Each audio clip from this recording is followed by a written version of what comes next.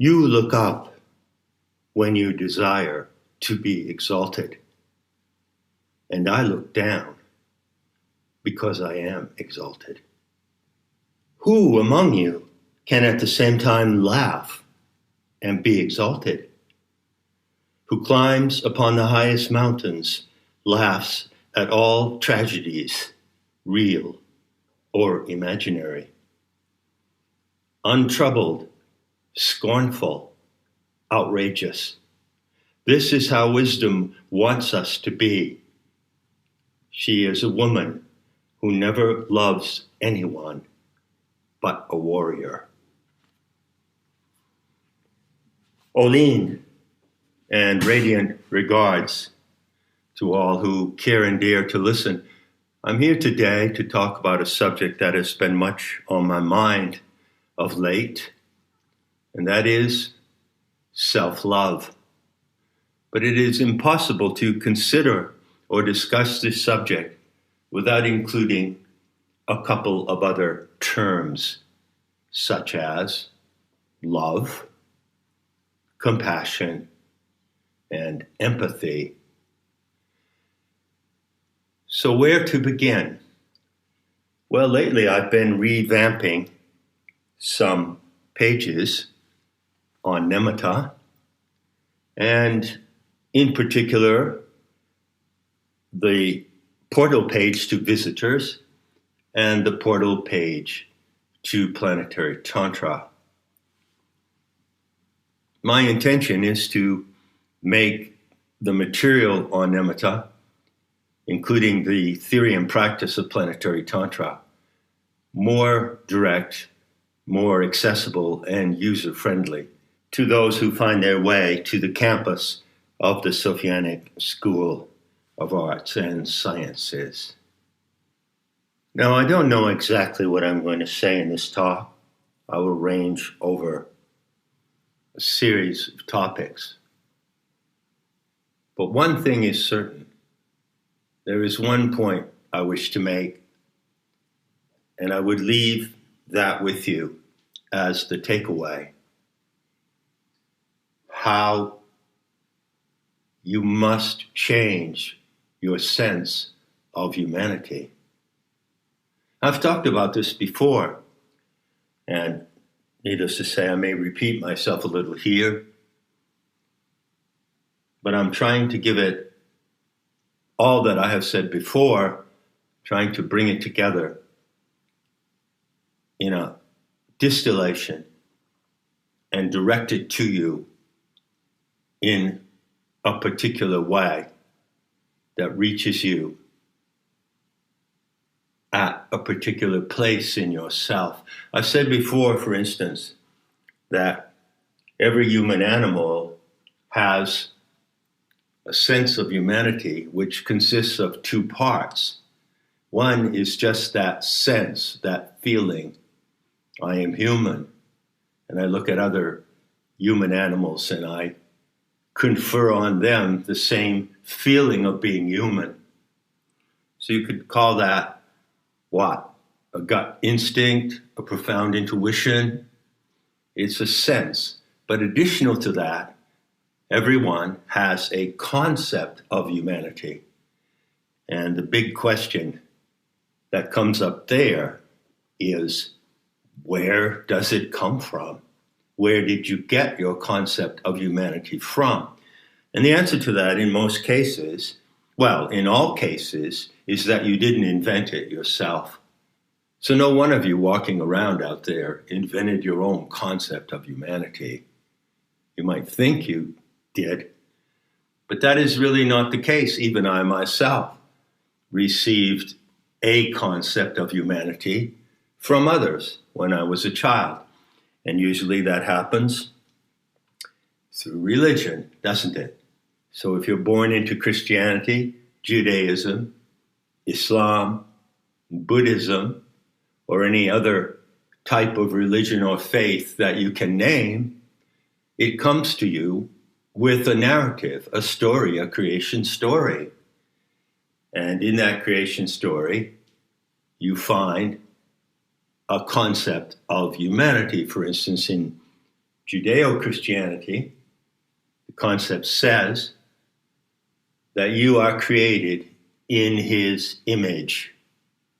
You are created in the image of the Creator. This is an extremely ancient and powerful meme, and widely accepted by many people. How many times have you heard it mindlessly repeated? Well, we are created in God's image, and so we ought to behave in such and such a manner, namely in obedience to the dictates and rules and moral precepts coming down from the Father God, in whose image we are created. Of course, I completely deny and refute that proposition in the book titled Not in His Image. So there you have it. That's what I say, invoking the spirit and velvet voice of Ray Charles. What I say. And there's something else that I say. You certainly noticed by now. I use a greeting, olin. This is a Nahuatl word, and it is a key theme in Mesoamerican and Aztec mythology. In the Aztec paradigm of the 5 suns or 5 ages, we are said to be living in the 5th sun or the 5th age. This paradigm is illustrated on the famous Aztec calendar stone. And the name of the 5th age is Olin. I equate it directly with Kali Yuga. Olin, as interpreted by scholars who look into Aztec mythology, appears to refer to how this age will end. So it refers to earth movement, earth changes, earthquakes. Olin means a powerful movement of the earth, of the entire physical world. So the mythology, as usually interpreted, says that the 5th sun, the current age, Kali Yuga, will end in geophysical catastrophes. There is another connotation of the word olin, and this is deeply embedded in the syntax of Nahuatl. It actually refers to the movement of the heart, heartbeat. Now, if you put these two connotations together, what do you have? You have an association between the geophysical movement, upheaval, and catastrophic transformation of the planet and a change of heart. The two events are actually one event. They happen at the same time, and they are happening right now. And so you must change your sense of humanity to know what is happening. You might recall the notorious phrase from the manifesto of the transhumanists at the World Economic Forum: we will change what it means to be human.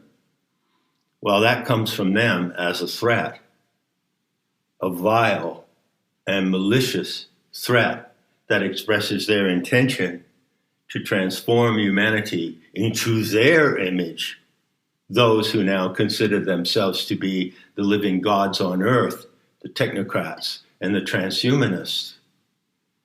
And by stating their agenda and pursuing their agenda across the world, they put you in a war zone. So there is a war underway. And central to that war is the question, the theme of Olin. It could be said and has been said by thoughtful people who have tried to assess the current situation in the world, that the moment has come for humanity to change. Humanity stands at a threshold of change. But how can this occur? I propose to you that it occurs one individual at a time. Olin, a change of heart, is at hand. The moment to change your sense of humanity is at hand.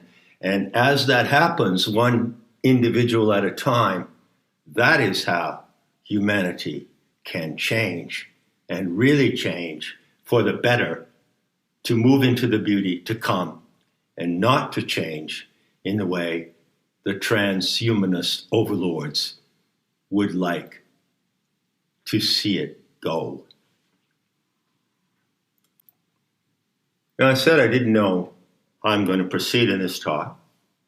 It's spontaneous, and right now, I'm going to take a plunge, and I invite you to plunge with me deeply into some Gnostic intel of a highly esoteric kind. You could call it occult wisdom. And this wisdom belongs uniquely to the paradigm of the living gnosis today.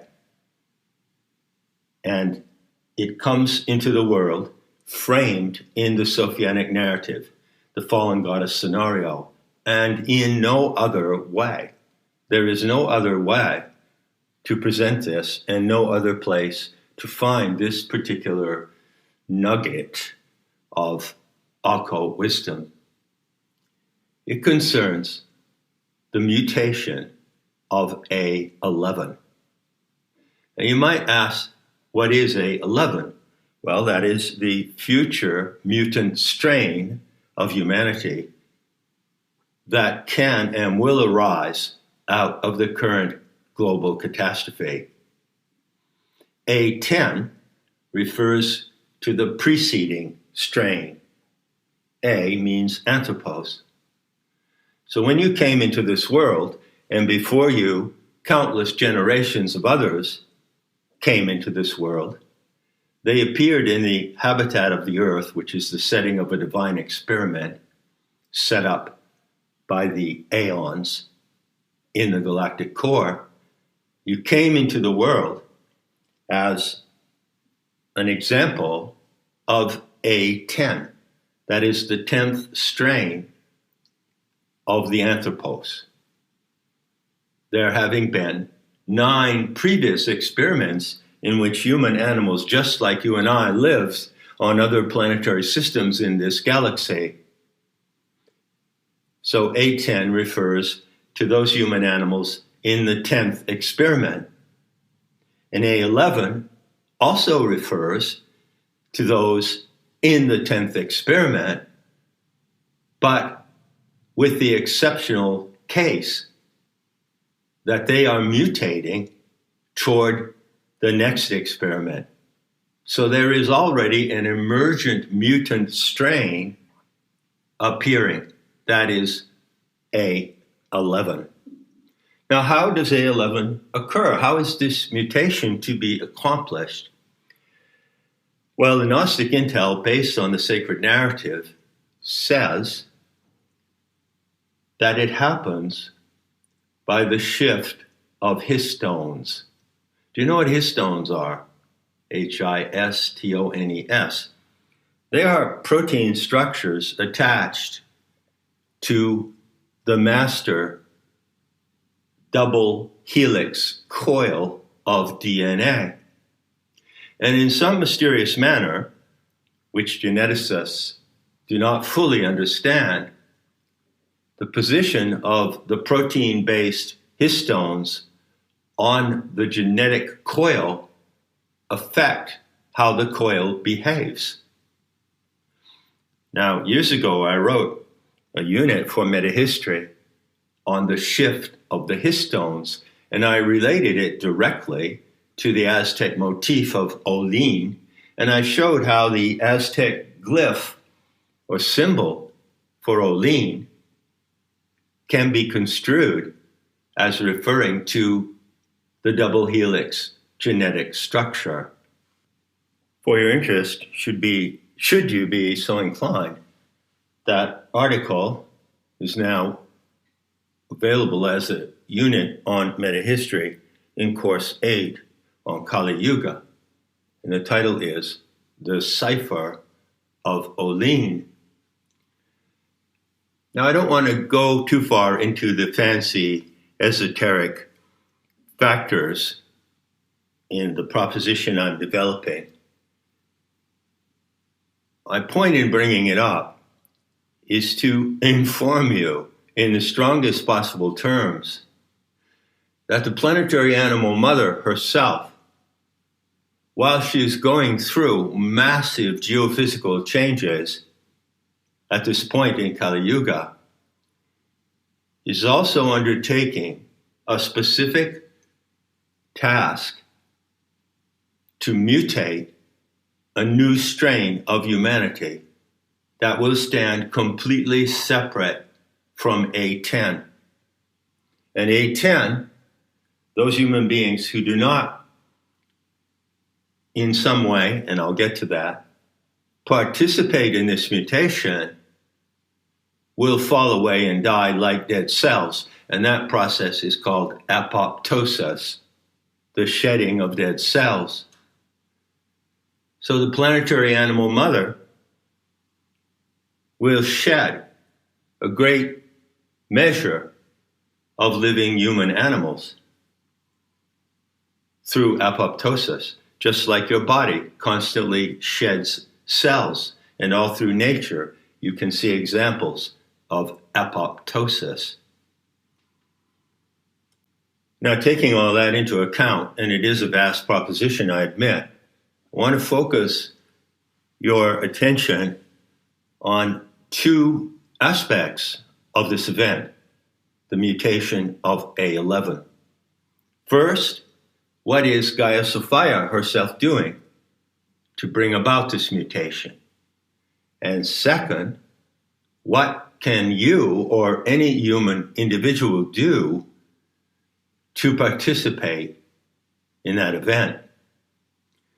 Well, she is changing the conditions in the atmosphere globally, because the atmosphere to her is like her skin.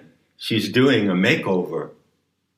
And all those massive earth changes, the sinkholes, the volcanoes, tsunamis, change in the jet stream, sprites in the sky, change in the Birkeland currents of the northern lights, change in the many focal points of the magnetic field of the earth, because it no longer has simply a north and south pole. The dance of the poles of the magnetic field of the earth, and more, all of this is her action on her scale. And within those geophysical changes, she is introducing into the atmosphere certain chemical components. She is saturating the atmosphere with chemistry that will induce this mutation at the genetic level.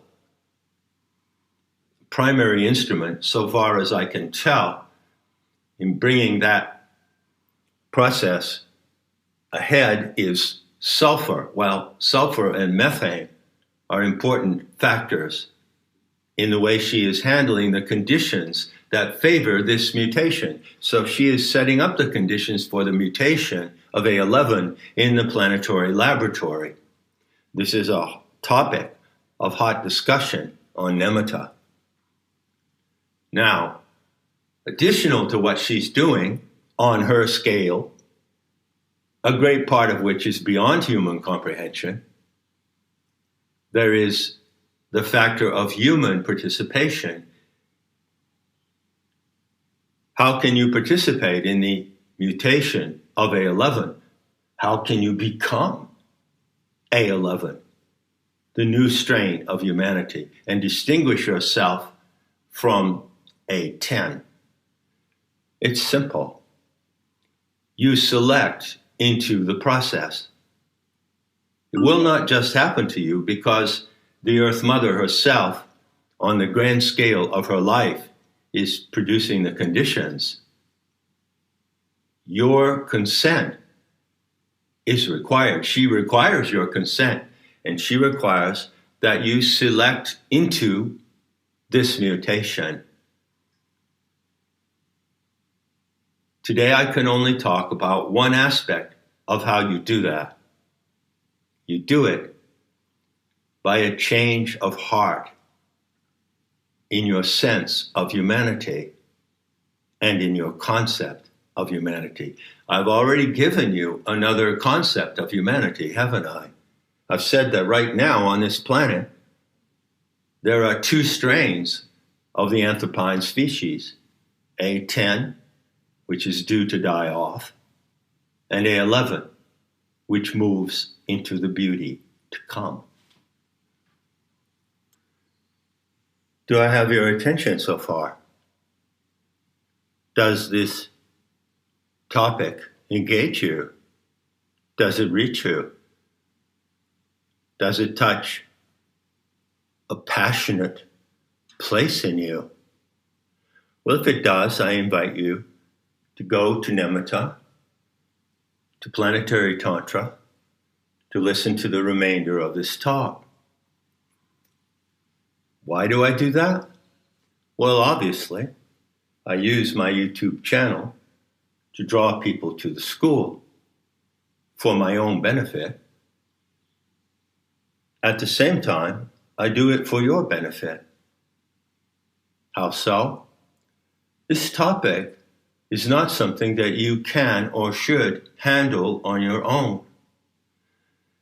If you are really moved by the possibility of a change of heart and a change of the sense and concept of humanity that brings you into alignment with the mutation of A11, you would do well to put yourself in the company of others who have that same concern and share that same incentive. And you can find that company and that venue of discussion in the forum of Planetary Tantra. So I invite you there, and I would like you, if you can, to do something for me. Right now, the site says that there are 1,524 people going to that school in Nematta, to course 16, Planetary Tantra, which is free and open to everyone and has an enormous amount of material for your enjoyment and your education. And I would like to see that number go to 1550. It's important to me, not only to build the school, obviously, but also so that I have some assurance that this extraordinary message I'm putting out to you is growing and reaching more people so that it builds. So I invite you to make that move, and I look forward to seeing you on the campus.